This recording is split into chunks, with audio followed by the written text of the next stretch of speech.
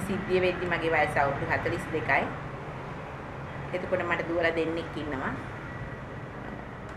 ලොකු දුවගේ වයස අවුරුදු 18යි. අනිත් එක්කෙනාට අවුරුදු 8යි. අන්තග්‍ර ගම්මානේ එතකොට සැමියා ගොවියෙක් සෑහෙන දැඩි ප්‍රශ්නවලට මුහුණ දුන්නා ජීවිකාව ගෙනිය ගැනීමට. இந்த ஊர் வந்து மட்டக்களப்பு. எனக்கு 22 வயசாகுது இப்போ. அங்கேருந்து நான் கொழும்புக்கு வந்து தான் இருக்கிறேன் இப்போ. எனது வயசு 16. நான் தலவாழ்க்கையில் இருக்கிறேன். எனது அம்மாவும் அப்பாவும் தேயிலை தோட்டத்தில் வேலை செய்கிறாங்க.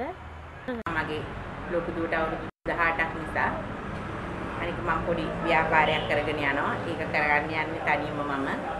ඊට පස්සේ අපි තීරණය කළා මේ බබාව නැති කරගන්න ඕනේ කියලා. මගේ යාළුවෙක්ගේ මාර්ගයෙන් මට වෛද්‍යවරයෙක් ඉන්නවා කියලා කිව්වා. වෙනකොටත් අපි 6 වෙනි බබා නැති කරන්න කියලා කතා වුණා. நான் தோட்டத்தில் பொடியனோட கூட்டாளியாக இருந்தேன். அடிக்கடி அவரை நான் கண்டுக்கு அங்கிட்டு இங்கிட்டு போனேன். அப்புறமேல் பாபா கிடைக்க இருந்தேன். நான் எங்கள் அம்மாவும் அப்பாவும் ஏசுனாங்க என்னைய. ஏசுனது என்னைய தெரிஞ்ச இடத்துல கம்பா ஒரு அத்தைங்கிற வீட்டில் கொண்டு போய்ட்டு என்னைய விட்டாங்க. அத்தைமார்களெல்லாம் ஏசுனாங்க. இதுக்கு இன்னும் வயசும் பத்தாது பாபா கிடைக்கிறதுன்னு பொடியமார்களுங்க ஏசுனாங்க. ஏசுனதுனால பாபாவை கரைச்சிருவோன்னு சொன்னாங்க. இல்லாமல் ஆக்கிடுவோன்னு. நான் இப்போ பெண்ணுலாம் இந்த மச்சான் வீட்டில் தான் இருக்கிறேன். ஆனால் கொஞ்ச நாள் போக போக என்னன்னு தெரியல, அவருக்கு வந்து என்னோட ஒரு உடலுறவை ஏற்படுத்தணும்னு ஒரு எண்ணம் இருந்தது. ஆனால் முதல் தடவை எனக்கு நான் அதுக்கு ஒத்து வரலை. ஆனால் பிறகு நான் அதுக்கு ஒத்து வராட்டி அவர் இதுக்கு எனக்கு வேறு எதுவும் செஞ்சு கொடுக்க மாட்டாரோ, இந்த தேவையை நிறைவேற்ற மாட்டாரோ, எனக்கு எல்லா இடம் ஏன்னா கொழும்புக்கு நான் புதுசுப்படி எனக்கு எல்லாம் தெரியாது. அப்போ அதால் நான் என்னவோ தெரியலை, நான் அதுக்கு ஒத்து போயிட்டேன். பிறகு கொஞ்ச நாள் போக போக மச்சம் எங்கேயோ ஊரை விட்டு வெளிநாட்டுக்கு போயிட்டாரு. ஆஸ்திரேலியா போனான்னு தான் நினைக்கிறேன். ஆனால் 2 மாதத்துக்கு பிறகு எந்த ஒரு கண்டெக்ட்ஸும் எனக்கு கிடைக்கல. 2 மாதத்துக்கு பிறகு தான் எனக்கு தெரிய வந்தது நான் கர்ப்பமாக இருக்கேன்னு. என் பிறகு என்ன செய்கிறதுன்னு எனக்கு எல்லாத்துமே தெரியாமல் போயிட்டு.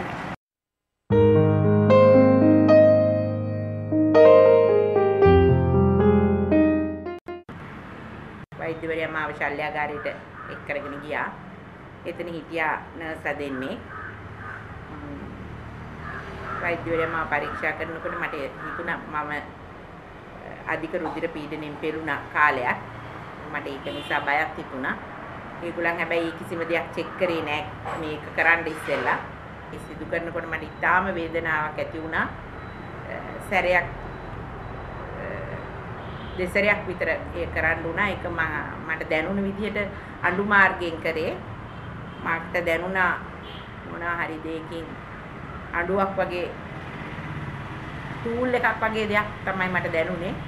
හැබැයි ඒක නිසි ලෙස සෞඛ්‍ය ආරක්ෂිත විදිහට කළාද කියලා නම් කියන්න අමාරුයි. මොකද එතන ඉතාම පොඩි තැනක්, උණු වතුර ඒ වගේ කිසිම පහසුකමක් තිබුණේ නැහැ කියලා තමයි හිතෙන්නේ මට දැන්. ඊට පස්සේ ඒගොල්ලන් බලලා කියනවා දැන් අවදානමක් නැහැ, බය වෙන්න දෙයක් නැහැ කියලා සති දෙකකට ඒගොල්ලන් බෙහෙත් දෙනවා. ඒ බෙහෙත් ගෙදර ගිහිල්ලා පාවිච්චි කරන්න නාන්න එපා එහෙම කියනවා. නැවතලේ වහනයක් වගේ දෙයක් වුණොත් වෙන කොහෙවත් යන්නේ නැතුව එයාලා ළඟට මෙන්න කියලා තමයි එයාලා කිව්වේ. එතන කරන්න හෝ මේ අපි තාත්තේක තිබිච්ච තැනක් අපි ඉතින් කොහොම වුණත් මේ වැඩේ කරගන්න ඕනේ කියලා ඉදුණා. இனி அத்தை சொன்னாங்க பாபாவை கலப்பன்னு சொல்லி என்னையும் கட்டுநாயக்கன்னு சொல்லி ஒரு இடத்துக்கு கூட்டிகிட்டு போனாங்க. அங்கே பலகையில் அடித்து ஒரு சின்ன இடமான ஒன்று இருந்தது. டிஸ்பென்சரி சொல்லி போர்டு ஒன்று போட்டிருந்துச்சு. என்னையும் கூட்டு போயிட்டு என்னையும் செக் பண்ணாங்க. பாபா செக் அங்கே இருந்தாங்க. ஒரு ஆம்பளை ஆள் 2 பேர் இருந்தாங்க. டாக்டரும் அவளை தான் இருந்தாங்க. என்னையும் செக் பண்ணி அது பட்டு ஒன்று போட்டு என்னமோ செஞ்சாங்க. எனக்கு சரியான மாதிரி வலித்தது. நான் சரியான மாதிரி அழுது. எனக்கு 3 டீப் மாதிரி எனக்கு தெரிஞ்சது. நான் சரியான மாதிரி அழுந்தேன். மருந்து கொடுத்தாங்க. 1 ஹவருக்கு இருந்து பாரு அப்படின்னு சொன்னாங்க. நான் வெளியே மருந்து எடுத்துக்கிட்டு வெளியாக இருந்தேன்.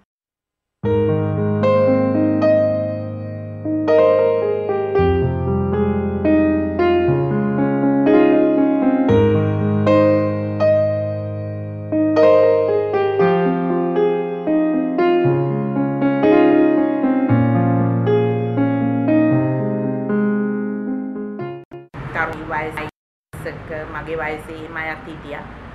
ඒගොල්ලනුත් ඉතින් ඒ අවශ්‍යතාවය හැටියට එතනට එනවා. يعني වගේ දෙයක් කරගන්න වෙන තැන් නැති නිසා ඒ වගේ තැන් වලට එනවා වගේ තමයි දැනුනේ. නමුත් ඒ ආරක්ෂිතභාවයක් නැහැ කියලා තමයි හිතෙන්නේ. 6-10ක් විතර හොදලක් අපෙන් ඉන්නවා. නමුත් අපිට දී ගැනීමට අපහසුතාවයක් තිබුණා. මට වතකට තිබුණේ මගේ කනේ තිබුණ කරාපු දෙක පමණයි. ඒක අපි පිටවීමට දැනෙන වෙලාවක් ගන්නවා. නතර කරන්නත් දැනෙනකොට දැඩි වෙහෙසක් වෛද්‍යවරයාට ගත්තා.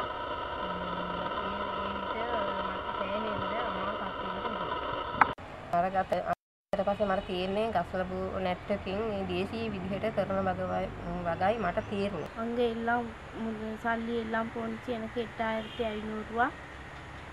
அங்கே இருந்தாங்க நிறையா பேர். 4-5 பேர்கிட்ட அங்கே இருந்தாங்க. எனக்கு சொன்னாங்க கூட்டிகிட்டு போன திருவில் மாமாவுக்கும் எவ்வளோ சரி கொடுக்கணும்னு சொல்லி கோமிசகா கொடுக்கணும்னு சொன்னாங்க. நாளைக்கு வந்தேன். வீட்டுக்கு வந்ததும் எனக்கு சரியான மாதிரி காய்ச்சல். அத்தை சொன்னிச்சு ஏன்னா ஹாஸ்பிட்டல் போயிட்டு மருந்து எடுப்போன்னு சொல்லி எனக்கு அப்பா ஆஸ்பத்திரிக்கு கூட்டிகிட்டு போணுச்சு. கூட்டிகிட்டு போனது என்ன நடந்ததுன்னு கேட்டாங்க டாக்டர் மார்களாம். கடைசியில் கர்ப்பத்தை கலைக்கணும்னு சொல்லியும் எனக்கு ஒரு இடத்து சொன்னாங்க. அந்த இடம் கொழும்பு பொரலில் தான் இருந்தது. அப்போ நானும் அவங்க கர்ப்பத்தை கலைக்கு போயிருந்தேன். அங்கே போனோடனே என்னோட வயசு கூடினாக்களும் நிறைய பேர் இருந்தாங்க. அவங்களும் அங்கே கர்ப்பம் கலைக்க தான் வந்திருந்தாங்க. அப்போ எனக்கு அங்கே போனோடனே சரியான பயமாக இருந்துச்சு. என்ன செய்கிறது எப்படி செய்யறதுன்னு எனக்கு எதுவுமே தெரியலை. ஆனால் இந்த ஃப்ரெண்டு என்னோட அங்கே அவளும் வந்திருந்தா. ஆனால் அவன் வந்தபடியே எனக்கு கொஞ்சம் பயம் இல்லாமல் போயிட்டு எனக்கு கொஞ்சம் தைரியமாக இருந்தது. எனக்கு செய்யும்போது சரியான வருத்தமாக இருந்தது. தாங்கிக் கொள்ளாத வழியாக இருந்தது. அவ்வளோ கஷ்டமாக இருந்தது. ஆனால் அந்த நேரம் என்னோடய ஃப்ரெண்டு என்னோட இருக்காட்டி என்னால் சத்தியமாக ஒன்றும் செஞ்சுருக்கலாமல் இருக்கும். அவள் சேர்த்து வச்சு இந்த காசை தான் எனக்கு இந்த கர்ப்பம் கிடைக்கிறதுக்கு அவள் தான் கொடுத்தா. என்கிட்ட காசு இருக்கலை. அதை வச்சு தான் நான் செஞ்சு கொண்டேன்.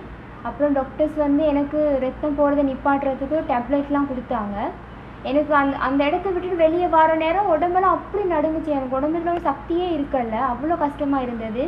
எனக்கு உண்மைக்குமே எங்கள் ஃப்ரெண்டு இல்லாட்டி அவள் தான் ஒரு கடவுள் மாதிரி. எனக்கு எல்லாத்தையும் அவள் தான் செஞ்சா. அவள் இல்லாட்டி உண்மையுமே அவன் தனியாக போயிருப்பேன். எனக்கு ஒரு தைரியம் வந்திருக்காது.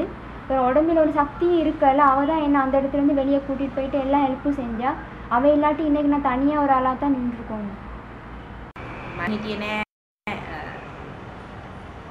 මේ වගේ දෙයක් වෙයි කියලා. මොකද අවුරුදු 18ක් මගේ ලොකු දුවට ඉතින් විවාහ වෙලා එච්චර වයසක් ගියාට පස්සේ නිසා මම ප්‍රවේශම් වුණත් මදි මං හිතන්නේ උපත් පාලන කිසිම දෙයක් මම කරේ නැහැ. පවුල් සැලසුම් ක්‍රම මගේ සැමියායි මමයි දැනුවත් වී තිබුණේ නැහැ. මෙවැනි ඉදා තමයි අපි දෙදෙනාම දැනගත්තු දිනේ. என்ன நடந்ததுன்னு கேட்டாங்க. நான் சொன்னேன் பாபா கிடைக்கிறது பாபா இல்லாமல் போணுச்சுன்னு. டாக்டர் மகன் எனக்கு மருந்து கொடுத்தாங்க. சிரித்து எனக்கு அது இதுன்னு பேசி எனக்கு தெரிஞ்சது அவங்க என்னை சும்மா பாபா கரைஞ்சதாக நம்பலைன்னு தெரிஞ்சது. எனக்கு சுகமாகி வீட்டுக்கு வந்தது. நாட்டுக்கு வந்தேன். எனக்கு நல்ல சுகமாகின பிற்பாடு எனக்கு கவலையாக இருந்தது. குறைஞ்ச வயசில் பாபா கிடைக்கிறது நான் சரியான மாதிரி கஷ்டத்தில் விழுந்தேன்னு எனக்கு கஷ்டமாக போனது. அம்மாவும் அப்பாவும் எனக்கு யாருமே சொல்லி கொடுக்கல. இப்படி கூட்டாளியாக இருந்து இந்த மாதிரி கெட்ட இதெல்லாம் செய்ய வேணான்னு சொல்லி ஏன்னா தெரியாமல் தான் இந்த மாதிரி பொடியனோட பழகி செஞ்சுக்கிட்டேன். எனக்கு சரியான கவலையாக இருந்துச்சு. அது பிறகு நான் எங்களோட மாமா வீட்டுக்கு போகலை, எங்கள் ஃப்ரெண்டோட போர்டிங்கில் தான் நான் தங்கியிருந்தேன். ஏனெண்டா நாங்கள் செய்ய போகிறோம் என்னை யாரும் கண்டிருப்பாங்களோன்னு எனக்கு ஒரு சந்தேகம், எனக்கு ஒரு வெக்கம் அடிச்சு வெளியே போகிறதுக்கு. அதெல்லாம் மேலாம் வேறு எனக்கு சரியான வலி, வெளியே எங்கேயும் போக இல்லாமல் இருந்தது 2 நாளாக. ரொம்ப கஷ்டமாக இருந்துச்சு. ஆனால் உண்மைக்கு எனக்கு சரியான உடம்பெல்லாம் வலியாக இருந்தது. பிறகு நான் யோசித்தேன், என்ன மாதிரி இருக்க மற்ற பிள்ளைகள் என்ன நிலைமையில் இருப்பாங்க அந்த பொம்பளை பிள்ளை.